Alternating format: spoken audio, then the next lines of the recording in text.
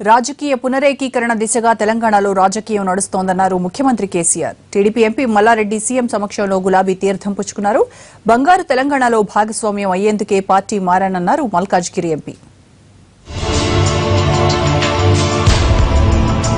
తెలంగాణలో తెలుగుదేశం పార్టీకి ఉన్న ఒకే ఒక ఎంపీ కూడా అధికార పార్టీ గూటికి చేరిపోయారు.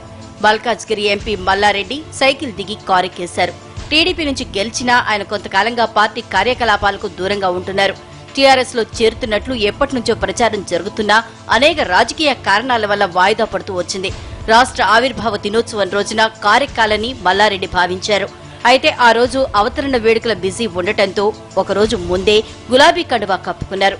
రాష్ట్రాన్ని బంగారు తెలంగాణగా మార్చేందుకు సీఎం చేస్తున్న ప్రయత్నాలకు తోడుండేందుకే పార్టీ మారినట్లు చెప్పారు మల్లారెడ్డి.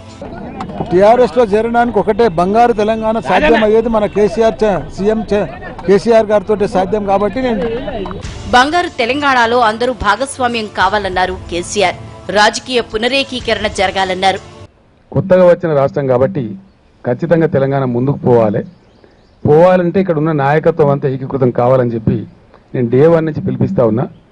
అందులో భాగంగా ఇటీవల మన మిత్రులు పార్లమెంట్ సభ్యులు ఇతర మిత్రులందరూ మల్లారెడ్డి గారు కూడా రిక్వెస్ట్ చేసినప్పుడు వారు కూడా విషయాన్ని గుర్తించి as I should also come, నేను కూడా ముందుకు రావాల్సింది అని చెప్పి మీ అందరిని తీసుకుని ఈరోజు వచ్చి చేరినారు.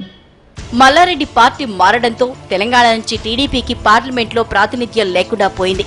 మరోవైపు కాంగ్రెస్ పార్టీకి చెందిన ముఖ్య నేతలు కూడా టీఆర్ఎస్ లో చేరతారని ప్రచారం జరుగుతోంది.